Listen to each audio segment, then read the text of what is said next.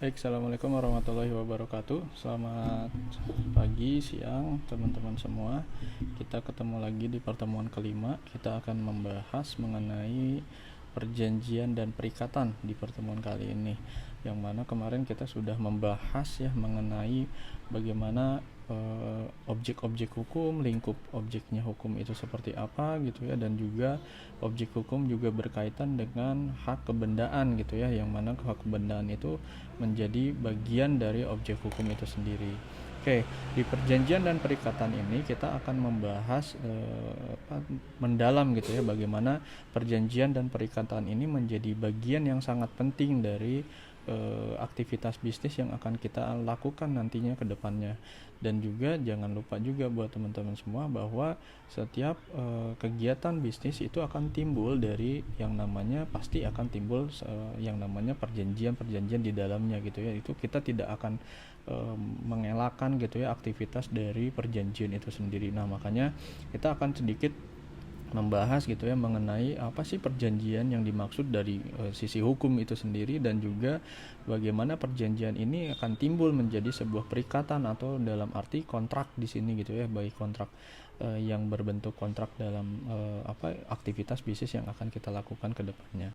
Oke, jadi perjanjian itu merupakan sebuah atau suatu perbuatan hukum gitu ya, yang mana adanya dua orang atau lebih yang mengikatkan dirinya satu sama lain gitu ya, antara satu pihak dengan pihak yang lain itu terhadap pihak yang lainnya. Artinya kedua belah pihak itu saling mengaitkan atau mengikatkan dirinya dalam sebuah bentuk formal gitu ya, yang yang diaksep oleh hukum gitu ya, dan apa-apa saja yang nanti bisa dikatakan itu dalam sebuah ikatan hukum gitu ya, atau mengaitkan diri dalam ikatan hukum.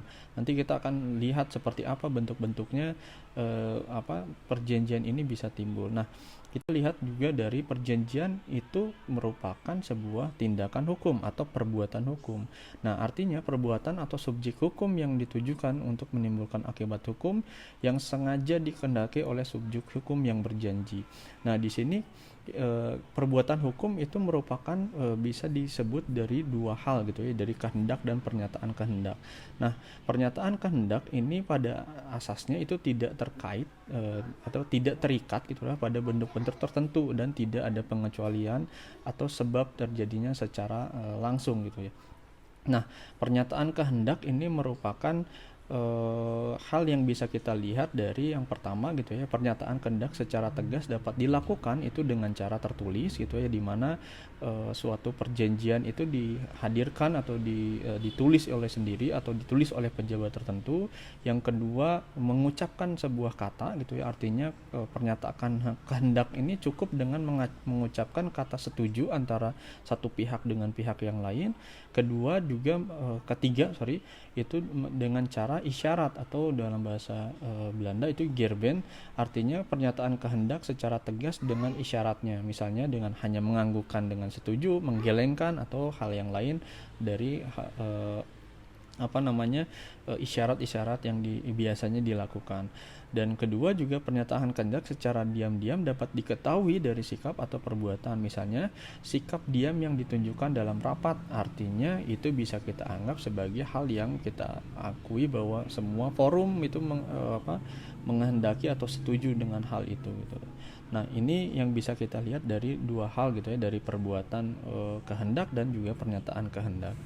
Nah, kita lihat gitu ya, kalau kita melihat dari produk gitu ya, atau pesanan gitu ya, atau hal yang umum kita lihat gitu ya. Jadi produk pesanan itu pasti akan diawali dari suatu yang namanya perjanjian gitu. Kita bisa lihat dari dua hal di sini gitu ya, dari standar produk sama dari customized product. Nah, standar produk itu ditetapkan sepihak oleh pihak produsen berdasarkan kebutuhan dan survei konsumen, dan customized product itu diproduksi sesuai dengan permintaan dan kebutuhan konsumen. Nah, artinya apa? Di standar produk itu terdapat perjanjian tertentu di dalamnya gitu ya, yang mana pihak produsen ini mengambil sebuah keputusan untuk membuat sebuah produk itu dengan beberapa hal yang sudah disetujui oleh pihak-pihak yang lainnya gitu ya. Artinya hanya hanya salah satu pihak yang dominan di dalam perjanjian yang dilakukan antara di dalam standar produk. Nah, kalau customized product, contoh misalkan kita membuat produk-produk custom, misalkan sepatu, atau produk custom misalkan kita modifikasi mobil atau apapun itu gitu ya, atau kita menjahit contohnya kayak di sini gitu ya, itu pasti akan disepakati dulu gitu antara kedua belah, kita pengennya seperti apa, bentuknya seperti apa, kemampuan si orang yang memodifikasi atau mengcustomasi itu seperti apa. Ini yang diawali dari dua hal yang dari customized product itu sendiri. Nah, kita lihat dari sisi hukum kontrak gitu ya. Jadi kontrak itu merupakan bagian yang tidak terpisahkan gitu ya dari yang namanya perjanjian gitu. Nanti kita kontrak ini sebenarnya saya taruh di depan dulu gitu ya, tapi sebenarnya ini menjadi sebuah hal di mana kontrak ini bagian dari sebuah perikatan sebenarnya gitu ya. Nah, kontrak adalah perjanjian yang ditulis dan ditandatangani gitu ya, dan kontrak itu adalah perjanjian yang berimplikasi hukum terkait dengan harta kekayaan. Ketiga, kontrak merupakan perjanjian yang perlu didetailkan, kompleks, dan dinilai ekonominya secara besar. Kontrak juga dibuat sesama oleh oleh mitra bisnis gitu ya, atau juga oleh perusahaan tertentu ketika kita melakukan sebuah proses perjanjian. Nah, bagaimana sebuah perjanjian gitu ya, balik lagi kita ke perjanjian, bagaimana sebuah perjanjian itu dibuat atau dilakukan. Jadi ada beberapa hal yang bisa kita lihat, tadi sudah disinggung gitu ya, jadi bahwa perjanjian itu bisa dibuat dari kehendak dan pernyataan kehendak. Nah, kalau dilihat di sini kita lihat lebih ke perjanjian itu kita akan mendasari dari pernyataan kehendak kedua belah pihak. Artinya pernyataan kehendak itu bisa dilakukan dengan lisan, dengan bahasa isyarat, dengan tertulis, dan juga dengan segala janji yang dituangkan dalam bentuk tulisan. Nah, dalam bentuk tulisan ini bagaimana kita menuangkan dalam bentuk tulisan itu bisa dua hal yang kita anggap atau umumnya itu dibuat dalam sebuah akta gitu ya. Yang pertama, akta di bawah tangan. Apa itu akta di bawah tangan? Akta di bawah tangan itu merupakan akta yang dibuat oleh para pihak yang ditandatangani dan dibubuhi materai. Jadi hanya diketahui antara satu pihak dengan pihak yang lainnya yang melakukan sebuah perjanjian di situ. Nah, ada juga yang namanya akta otentik. Nah, akta otentik ini akta yang diakui secara hukum dan secara undang-undang gitu ya. Karena kenapa? Perjanjian ini dibuat antara kedua belah pihak dan juga dibuat di hadapan notaris. Artinya perjanjian ini punya dasar hukum yang cukup kuat dibandingkan dengan akta di bawah tangan. Nah, makanya teman-teman harus hati-hati nanti gitu ya ke depan, bahwa kalau kita melakukan sebuah perjanjian, bagaimana dulu maksud dan tujuan perjanjian itu gitu ya. Apakah kita akan melakukan perjanjian yang hanya akan di bawah tangan gitu ya, hanya dibuat antara kedua pihak dan ditandatangani, dibubuhi materai saja, atau dibuat dengan sebuah akta yang otentik atau akta yang dilakukan perjanjian di hadapan notaris. Nah, teman-teman harus sangat hati-hati dalam melihat bagaimana sebuah perjanjian ini harus dibuat dan bagaimana bentuk akta yang akan dituangkan oleh teman-teman nanti ketika melakukan sebuah proses perjanjian.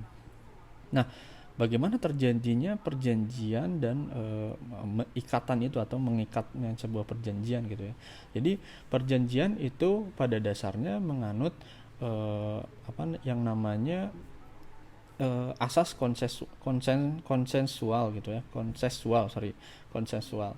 Nah, asas konsensual ini bisa dikatakan bahwa perjanjian ini pada dasarnya harus dikehendaki oleh kedua belah pihak gitu ya. Jadi tidak mungkin perjanjian itu hanya disepakati oleh salah satu pihak. Jadi konsensus, ada kesepakatan di dalam perjanjian dan perikatan di dalamnya gitu loh.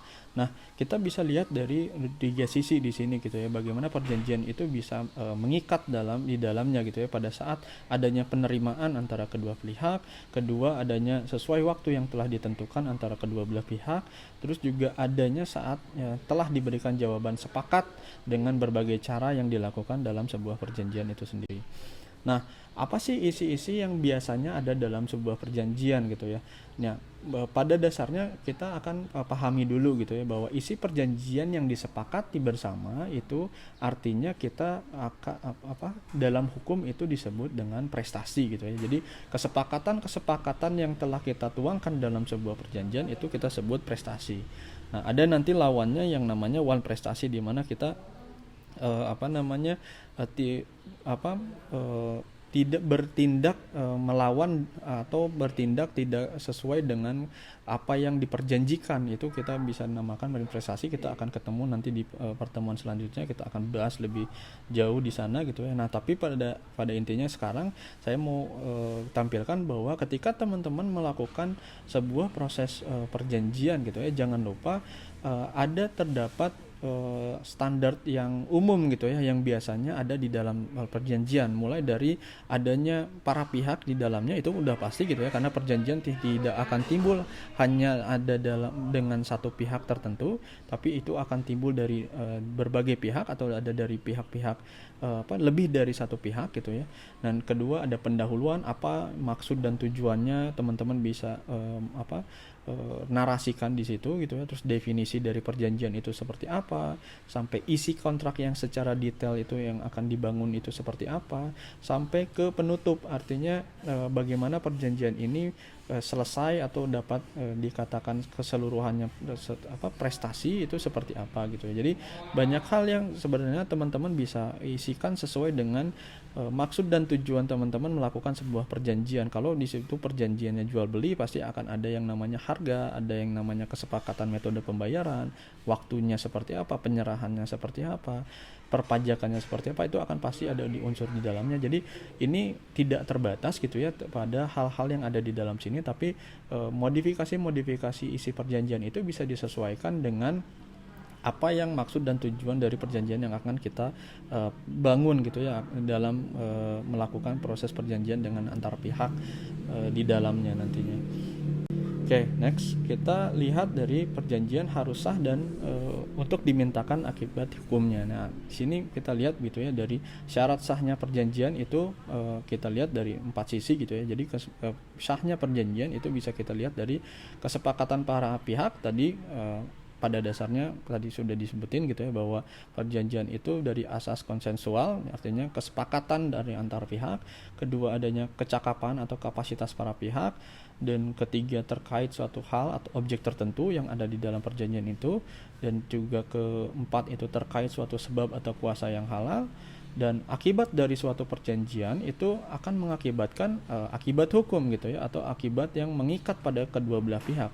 Nah, perjanjian ini akan mengikat para pihak. Perjanjian itu tidak dapat ditarik kembali secara sepihak karena merupakan kesepakatan antara kedua pihak. Ini diatur oleh undang-undang gitu ya, yang dinyatakan cukup untuk itu diandung di Undang-Undang KUH Perdata pasal 1338 ayat 2 di KUH Perdata.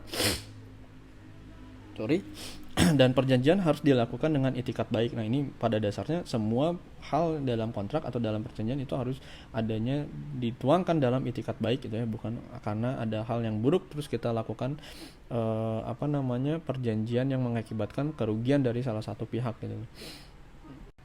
Nah, perjanjian harus dibuat dengan kata yang sepakat. Nah, karena tadi kita balik lagi bahwa perjanjian itu ada dan timbul dari yang namanya asas konsensual gitu ya, dari timbul antara kesepakatan dari antar pihak yang terjadi berdasarkan kebebasan kehendak. Jadi perjanjian itu tidak ada unsur yang mengandung dengan kekhilafan atau kekeliruan gitu ya. Juga tidak mengandung pemaksaan dan juga tidak mengandung penipuan. Jadi ketiga unsur ini sangat tidak diharapkan gitu ya dalam yang namanya di dalam perjanjian gitu. Dan kesepakatan berarti adanya penyesuaian pernyataan antara kedua belah pihak gitu ya, mengenai apa-apa saja pada pokok-pokok dan isi perjanjian yang ada di dalamnya. Oke. Nah, perjanjian itu harus dibuat oleh subjek hukum yang cakap hukum atau wenang hukum. Nah, kita kemarin sudah belajar gitu ya bahwa kenapa kita penting dan tahu gitu ya bagaimana apa yang dimaksud dengan subjek hukum. Nah, ini pentingnya gitu ya, teman-teman. Jadi, kemarin kita belajar tentang subjek hukum, terus kita tahu tentang objek hukum gitu ya, dan sekarang lebih mendalam tentang bagaimana perjanjian ini timbul gitu ya. Nah, perjanjian ini timbul karena adanya subjek hukum. Artinya ada ada para pihak yang cakap menurut hukum gitu ya, yang cakap apa sih cakap yang dikatakan cakap menurut hukum gitu ya, atau capable in law. Kemarin kita belajar gitu ya bahwa cakap menurut hukum itu diberikan kepada orang yang sudah cukup umur gitu ya, atau sudah dewasa, tidak di bawah pengampuan gitu ya, dan juga orang yang cakap untuk membuat sebuah perjanjian tertentu gitu ya. Jadi itu beberapa hal yang dimaksud dalam cakap menurut hukum. Nah, itu dalam arti kita sebagai subjek perorangan atau kita sebagai subjek manusia. Nah, pada hal yang lain gitu ya, kita subjek hukum kita sebagai badan usaha, kecapakan itu harus didasarkan pada siapa yang berwenang di dalam hukum yang menurut hukum gitu ya. Jadi ketika kita berlaku sebagai badan usaha gitu atau kita mempunyai badan usaha, nah di dalamnya siapa sih yang berwenang dan mengatur siapa-siapa yang ada di dalam badan usaha itu sebagai orang yang berwenang dan cakap menurut hukum. Jadi wewenang atau kuasa yang ada di dalam badan usaha itu pasti kan ditampuk oleh pertama pasti direktur gitu ya yang menguasai, tapi direktur juga bisa mendelegasikan ke bawahnya, bisa ke manajernya, ke divisi ke kepala divisinya atau siapapun yang dianggap dan diatur di dalam di dalam yang namanya ADART-nya gitu ya, atau di dalam akta perusahaannya gitu. Jadi siapa-siapa yang berwenang di dalamnya. Oke. Nah, perjanjian itu harus mengenai sesuatu hal tertentu. Nah, artinya isi perjanjian ini harus menggambarkan tujuan yang akan dicapai oleh para pihak gitu ya. Artinya isi perjanjian itu punya maksud dan tujuan tertentu gitu ya. Bukan tadi kita kita tahu dan sudah paham gitu ya bahwa perjanjian ini harus didasarkan pada itikat baik dan juga mempunyai maksud dan tujuan yang baik, karena itu sudah diatur oleh undang-undang gitu ya di KUH Perdata. Nah, isi perjanjian ini jangan bertentangan dengan undang-undang. Ini yang harus digarisbawahi gitu ya. Ini nggak boleh kita melakukan perjanjian, misalkan perjanjian tentang perjudian atau tentang narkotika atau apapun itu sangat tidak diperkenankan dalam isi dan maksud perjanjian menurut hukum gitu ya. Nah, ketika perjanjian itu sudah timbul gitu ya, sudah tahu bahwa perjanjian itu timbul dari asas konsensual gitu ya, antara kesepakatan dari berbagai pihak. Tadi kita juga belajar siapa yang punya kewenangan dan cakap menurut hukum untuk melakukan sebuah perjanjian gitu ya. Dan apa isi perjanjian yang di dalamnya itu juga kita sudah paham gitu ya, bahwa isi perjanjian itu minimal ada pendahuluan, ada isi maksud tujuannya, ada poin-poin yang menjelaskan tentang maksud dan tujuannya, ada tanggal berlakunya perjanjian, tanggal berakhirnya perjanjian sampai ke penutup perjanjian. Nah, di sini kita akan sedikit membahas tentang bagaimana pembatalan suatu perjanjian itu. Jadi, pembatalan perjanjian menurut hukum itu bisa dibatalkan oleh salah satu pihak gitu ya. Pertama, karena itu adanya pelanggaran di dalam perjanjian tersebut. Kedua, ada salah satu pihak melihat pihak lain mengalami kebangkrutan. Ketiga, terkait resolusi atau karena ada perintah pengadilan. Keempat, adanya terlibat hukum antara salah satu pihak tertentu gitu ya, atau kedua belah pihak di dalamnya. Kelima, tidak lagi mempunyai kecakapan atau kewenangan dalam melaksanakan perjanjian. Jadi perjanjian itu bisa batal demi hukum gitu ya, dengan kita ngelihat dari 5 sisi ini gitu ya. Jadi apakah bisa salah satu atau beberapa hal di dalam sini ya, ini akan batal menurut hukum gitu. Nah, pelaksanaan perjanjian akan melahirkan yaitu hak dan kewajiban. Itu automatically gitu ya, karena di dalamnya pasti akan timbul yang namanya hak dan kewajiban itu sendiri gitu ya. Bagaimana haknya pihak pertama, kewajibannya pihak pertama itu seperti apa. Dan perjanjian tidak dapat ditarik jika kedua belah pihak nggak sepakat. Artinya kalau teman-teman melakukan perjanjian antara pihak pertama dengan rekan bisnis pihak kedua gitu ya, dengan rekan bisnis teman-teman misalkan gitu ya. Nah, teman-teman pengen merubah salah satu isi perjanjian itu hanya menurut teman-teman gitu loh. Nah, ini nggak bisa gitu ya, karena perjanjian itu didasari pada itikat baik kedua belah pihak untuk mengadakan suatu perjanjian dan disepakati gitu. Ini yang harus dimaknai secara bersama gitu ya, bahwa perjanjian nggak boleh ditarik atau diganti atau dimodifikasi oleh salah satu pihak aja gitu. Nah, perjanjian juga harus dilaksanakan dengan itikat baik. Jadi udah sering aku mention gitu ya, bahwa perjanjian ini harus didasari pada itikat baik. Nah, kita lanjut ke yang namanya perikatan gitu ya. Nah, apa sih kenapa adanya perikatan menurut hukum gitu ya? Jadi perikatan ini muncul karena adanya perjanjian. Nah, apa sih yang dimaksud dengan perikatan? Perikatan itu menurut hukum gitu ya, definisi menurut hukum itu merupakan hubungan antara dua pihak di dalam lapangan harta kekayaan. Di dalam maksudnya itu ada hubungan ada kandungan hukum di harta kekayaan itu sendiri, di mana pihak yang satu atau kreditur yang dimaksud dengan pihak ke satu ini, dan juga berhak atas suatu prestasi dengan pihak lain atau debitur gitu, berkewajiban memenuhi prestasi itu karena di dalamnya setiap perikatan terdapat hak di satu pihak dan kewajiban di pihak yang lain. Nah, kita akan lihat apa yang dimaksud dengan perikatan lebih dalam mengenai dari sisi sumber, subjek, dan objek perikatan itu sendiri gitu ya. Nah, dari sumber perikatan yang lahir karena persetujuan dan perjanjian. Jadi sumber perikatan itu bisa lahir dari dua hal gitu ya. Perikatan lahir karena persetujuan atau perjanjian gitu ya, timbul tadi dari perjanjian, dan perikatan itu lahir karena undang-undang. Nah, siapa subjek perikatan gitu ya? Jadi subjek perikatan itu merupakan mereka yang memperoleh hak atau orang yang memperoleh hak dari perikatan yang timbul di dalamnya gitu ya, atau kita biasa perikatan itu disebut dengan kontrak gitu ya, dan mereka yang dibebani kewajiban atau atas suatu prestasi atau atas suatu isi-isi pokok-pokok perjanjian yang ada di dalamnya, yang mana pada prinsipnya semua orang baik natural person atau maupun reh person, badan hukum gitu ya, jadi perseorangan atau manusia atau badan hukum itu dapat menjadi subjek perikatannya. Artinya sama, subjek perikatannya itu dari orang perorangan gitu ya, atau dari badan usaha gitu ya. Nah, tapi yang membedakan itu dari mereka yang punya hak di dalamnya gitu, yang mempunyai kewajiban untuk memberikan sesuatu karena timbulnya dari perjanjian atau dari undang-undang itu sendiri. Nah, apa itu? Kita lihat lagi dari sisi objek perikatan. Objek perikatan itu merupakan hak daripada kreditur gitu ya, dan kewajiban pada debitur yang dinamakan prestasi. Nah, prestasi ini apa yang disebut dengan prestasi gitu ya. Jadi prestasi menurut hukum itu bisa timbul dari tiga hal gitu ya.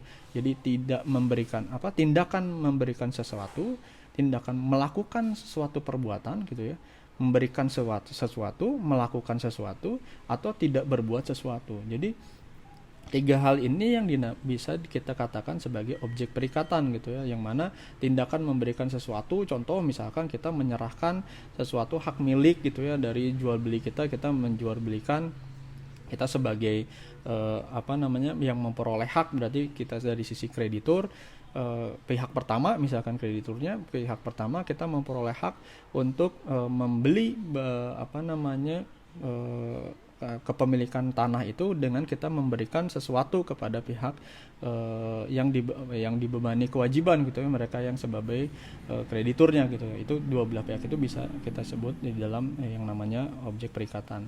Juga kita kalau misalkan kita melakukan sesuatu perbuatan, artinya kita melakukan pekerjaan tertentu didasari pada siapa yang berwenang memperoleh hak, siapa yang berwenang memperoleh kewajiban gitu ya. Dan juga kalaupun kita tidak berbuat sesuatu gitu ya, karena sesuatu hal misalkan tidak melakukan sesuatu, artinya contohnya misalkan ketika kita tidak membangun sesuatu gitu ya, di tanah tertentu gitu ya, itu bisa kita sebut juga sesuatu yang bisa dikatakan sebagai tidak berbuat sesuatu.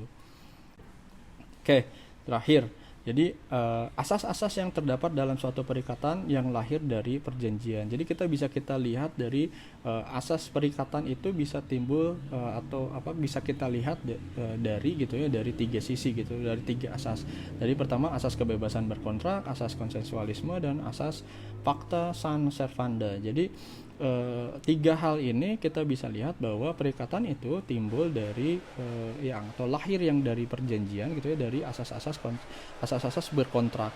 Nah, di asas-asas berkontrak ini bisa kita lihat dari KUH Perdata di pasal 1338 yang menyebutkan bahwa segala sesuatu perjanjian yang dibuat sah gitu ya bagi para pihak yang membuatnya berlaku sebagai undang-undang bagi mereka yang membuatnya. Artinya perikatan itu timbul karena adanya kesepakatan antara kedua belah pihak itu membuat sebuah perjanjian. Jadi kita lihat dari asas berkontrak. Nah, kalau dari asas konsensualisme itu perjanjian itu lahir terjadinya sebuah kesepakatan. Jadi terlibat mengenai hal-hal yang pokok dan tidak memerlukan sesuatu formalitas. Ya, kata kuncinya adanya kesepakatan gitu ya antara para pihak tertentu yang mengenai hal-hal yang pokok yang diperjanjikan di dalamnya. Yang ketiga, asas pacta sunt servanda merupakan asas yang menunjukkan kepastian hukum. Dengan adanya kepastian gitu ya terjadinya antara yang mana